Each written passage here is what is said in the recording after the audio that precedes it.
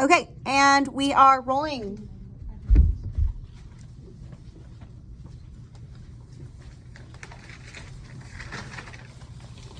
Good morning. I'm Emily Hughes. I'm Berkeley White. I'm Sophie Powell. And I'm Anna Stevens. We represent A&M Consolidated Middle School.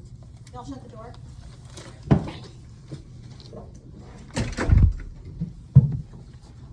Yeah, we are. It's fine.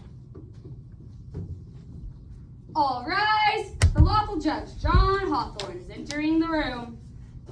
Scribe, please note that it is September 9th in the year of our Lord, 1692. The charges are against one Martha Corey for suspected fel, magics, and witchcraft. Please note that due to the timing of her warrant, we could not arrest her on Saturday, for the Lord's day of rest was too near. Now, before we begin, Martha, how do you plead? Innocent. I think it's time for you to know a little bit about the people in our city on a hill. Martha Corey lived with her son, a debated mulatto man, Benjamin, from a previous relationship, in the boarding house separate from her new husband, Giles Corey. Martha and Giles married April 27, 1690. Martha was Giles Corey's third wife. Giles Corey was a wealthy farmer who had a troubled past ever since standing trial for murdering one of his farmhands back in 1676. Although Mr. Corey was found guilty, he only paid a small fine for his crime. Many residents of Salem believed Corey paid a bribe for his freedom, and his reputation in Salem wasn't very good. Very few people trusted him, and he was seen as a horrible liar in the church. Not so pure for a Puritan, eh? Before we begin, is there anything you would like to say to the court? Yes, there is. As a respectable woman of the community and the church, you all have seen how I hate these witch hunters. May I please open in prayer? No! These hunts are practically the same as killing off others so people can gain power in this town. And I believe this particular accusation shows how little it takes for a town full of holy people to turn on each other. If we continue down this path, our children's children will also be doing this to their brethren, causing many to turn on their neighbors just because they are different in some way for short-term gain. Please do not let this continue. Stop the buck here. We are better than this. This is not how members of saints on earth should act. While that speech was full of spirit, it was also unsurprising for someone being accused to try to appeal to the heart to warm their way out. We all already know of your relationship with the devil. Why not confess? I am as devout as anyone else here. I went to church yesterday with everyone else here, even with them thinking I'm a witch. If that were true, wouldn't you think my ability to be in the meeting house would be affected? Do you think God would have struck me down? You probably used some sort of spell or ritual to be allowed on holy ground. But currently we have a few other things to discuss, such as, why did Mr. Putnam and Mr. Cheever visit your house and what was discussed there? I just figured they were coming to see if I was a witch. There really isn't a reason why two men would be visiting my house so late at night. Indeed they were, but let us not just take the word of a fallen worshiper. Let us bring to the stand Mr. Putnam. Do you swear to tell the truth, the whole truth, so swear to God? Yes. Please do tell us about how your visit to Mrs. Corey's house went. It all started Mr. Cheevers and I decided to personally examine the claim my daughter Anne had made against Mrs. Corey. There was no evidence or a formal accusation yet, as we were surprised it was the holy woman of the town. When we got there, she knew right off the bat why we were there, and even asked if we asked my daughter what clothes she was wearing when she used her magic on her. After that, we just had to let the town know of what we found, which was that, since she knew what the reason we were there, and the questions she asked my daughter, it was clear from then on that she was a witch. So just to clarify, she used magic to read your minds before you arrived and when you first initiated contact? That's not at all how I did that. Order! I will not stand for even someone of your high stature and current position making a ruckus within my courtroom. This is my domain. I have the power here. Remember that I control your life here. I am God's final judgment. I suggest you obey and silence yourself before I make an ill-advised early verdict. Now, please affirm my summary, Mr. Putnam. I confirm it is as you say. This is the only explanation for the claims and experiences we all have had. Even Mr. Corey has had some findings of his own that he has been reluctant to share. Is that so? Well, Mr. Putnam, thank you for your service. You may leave the stand.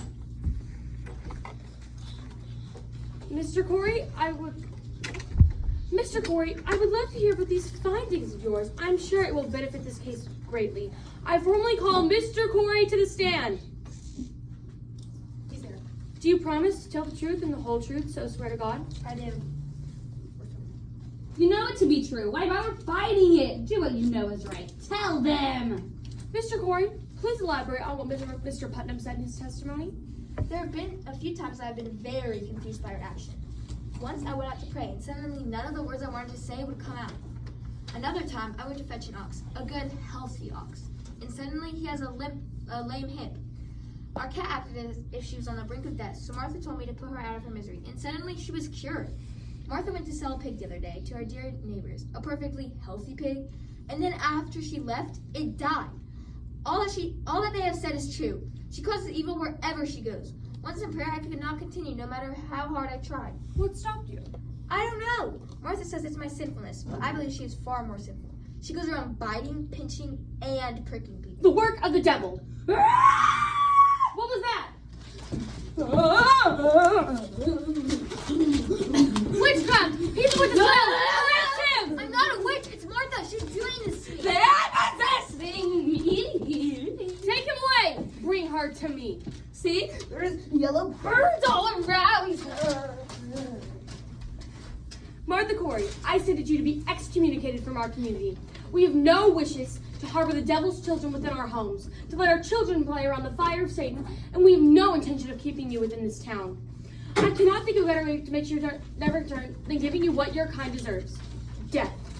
You are to be hanged until you are dead, and then your body burned and ashes scattered, so no one you love can mourn you. May God find forgiveness, for you will find none here. Now your husband, however, will also be sentenced to death, but he shall not be hanged. I want him to suffer. I command he be pressed until his organs are on the pavement I walk on. Wait. Away with you, You're foul supposed to creature. drag? Yep, go do the dragging. No!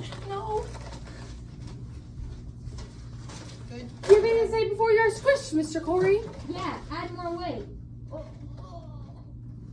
Pull the lever!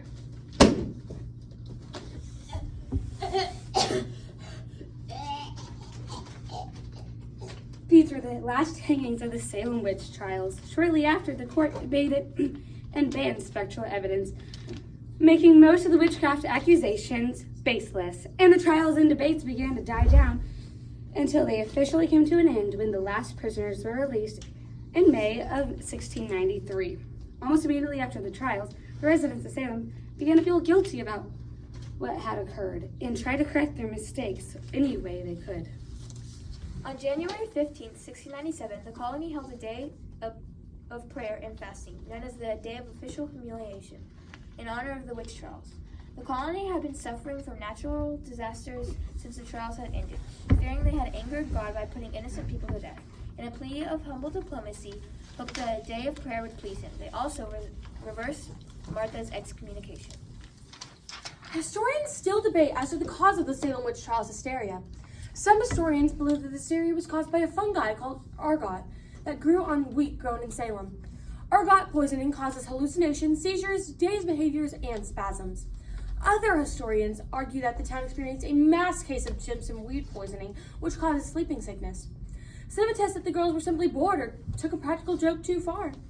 While still other historians testify starvation due to crop failure caused mass hunger and hallucinations. The effects of Puritan culture can still be seen in America today through much of our laws. The Salem witch trials led to increased religious tolerance and the First Amendment. Both Martha and Giles Corey have memorials throughout Salem, Massachusetts.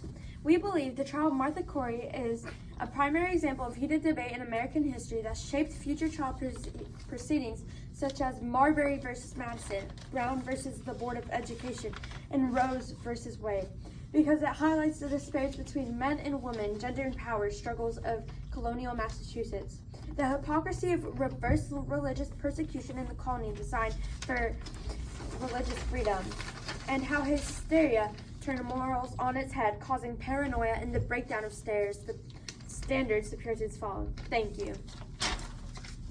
Okay, I have to do back page. I have to